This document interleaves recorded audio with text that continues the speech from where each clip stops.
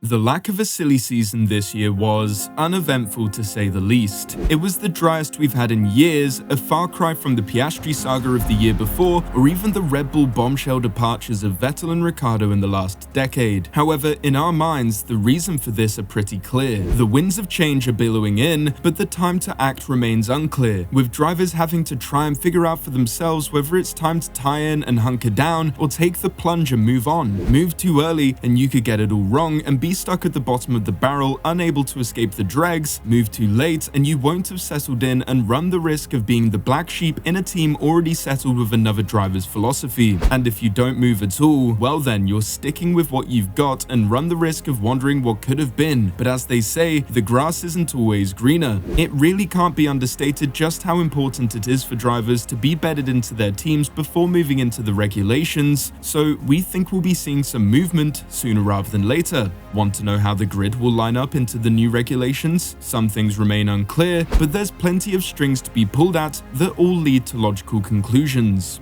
The best place to start is to consider the drivers with the most to consider, the ones whose contracts are up before the upcoming regulation changes. Well, it's actually easier to say those who have contracts after 2025, as there are only two of them. Well, maybe three, but that's for another reason. Max Verstappen is the only driver who is fully committed into the new regs, with a contract running until 2028, so he isn't really going anywhere. Oscar Piastri penned an extension to stretch his tenure to the 2026 season in what is likely a bid from McLaren to keep Oscar at the team and give him little option when it comes to moving, though that hasn't exactly stopped him before. And the third is Stroll, who for obvious reasons may as well have an infinity symbol on his contract. However, the toll of playing second fiddle and being a media punching bag may prove to be the undoing of the Canadian driver in the coming years, and if that were to happen, we have our opinions as to who would take his place, but more on that later. Charles Leclerc is a driver whose contract is technically up next year, same with his teammate Carlos Sainz. However, there have been long-term and high-paying contracts reportedly put in front of Charles, and his love for the Scuderia will likely see him pen an extension. However, he is likely biding his time to see if Ferrari are able to pick up their game off track, or rather in the pit lane, and ensuring the minutiae of the small print all works in his favor. His teammate, however, is a bit more up in the air, perhaps surprisingly so to all those who aren't familiar with the ass-backwards nature of the Maranello outfit at least, as Sainz has run his teammate far closer than other driver pairings over the last 2 seasons. In a recent interview, Sainz opened up a bit on his experience with his ongoing contract negotiations, hinting to a contract perhaps coming before the next season even starts, as the Spaniard had this to say: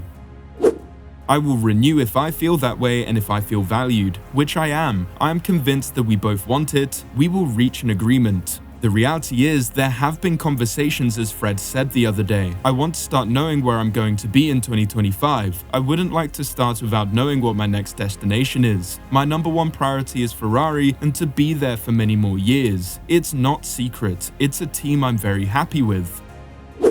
He would also go on to discuss wanting a longer-term contract and made his intentions to stick with Ferrari for a long time clear. However, it's also well known that the incoming Audi have taken a liking to the son of their longtime collaborator Carlos Sainz Sr., so if things aren't as clear about Sainz's future as he wishes, then a lifeline could potentially be thrown his way by the new boys in the sport. This doesn't seem to be all that time-sensitive either, with the rather pairing of Zhou, who is contracted until the end of 2024 and can be used as a stopgap, but with the likelihood of the Chinese Grand Prix fading away due to lack of being present in the past few years becoming increasingly likely, the desire to keep him around may not be there unless his performance picks up, as well as Zhou's current partner, Valtteri Bottas, who is signed on until the end of 2025. This lines up nicely with both Audi's takeover as well as the new regulation changes, so it appears they are leaving their options open. Another option for them if they didn't want to stick with their current drivers for the meantime would be the promotion of Sauber Academy driver Théo Pourchaire, who won the F2 championship last year and for a 20-year-old seems to have been on the lips of the paddock for a lifetime.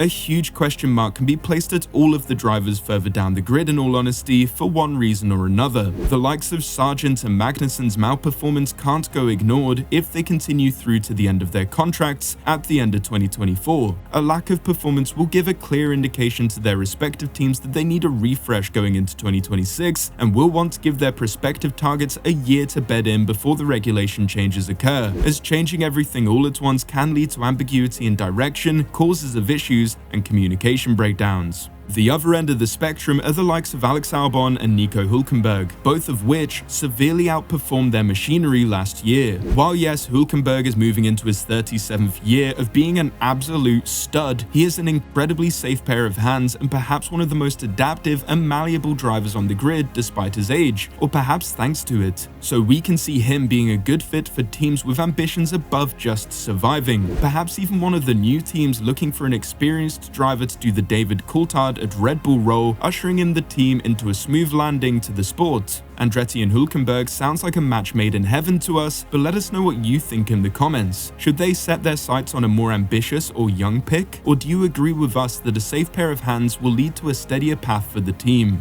We have no clue where Albon will go, as the doors at Merc will only be prized open by a shock departure or a complete loss of head by George, which we can't really see happening, as unsteady as he looked last season. The new golden boy at the team isn't going to be cast aside that easily. We can't see him back at Red Bull or moving to any of the other midfield teams. Truth be told, staying put would be for the best, especially with James Vowles at the helm, who, when the time comes, may even usher him over to Mercedes if Toto and Hamilton's departure happens to coincide.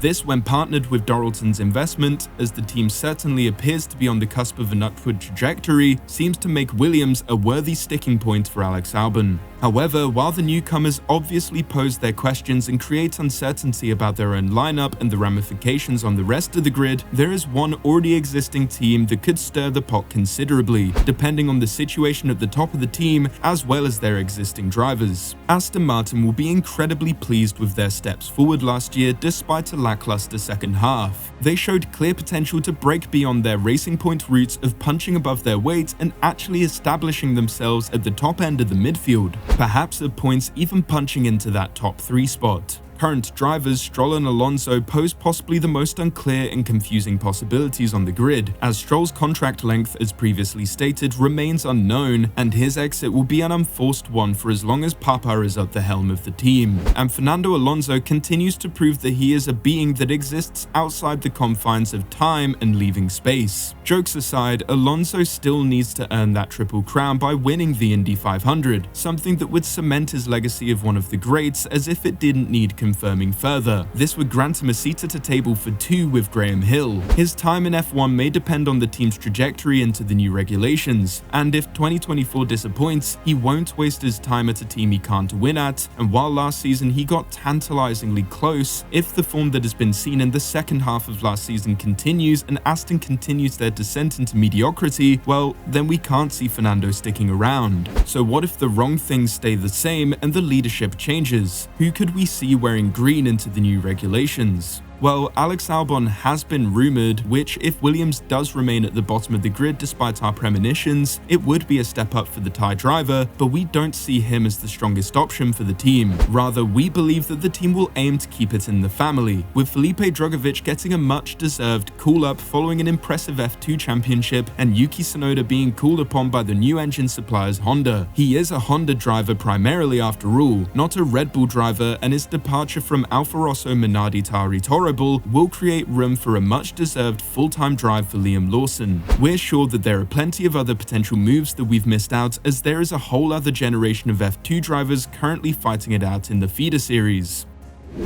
So let us know about your thoughts on how the grid will line up come the new regulations. Thank you for watching.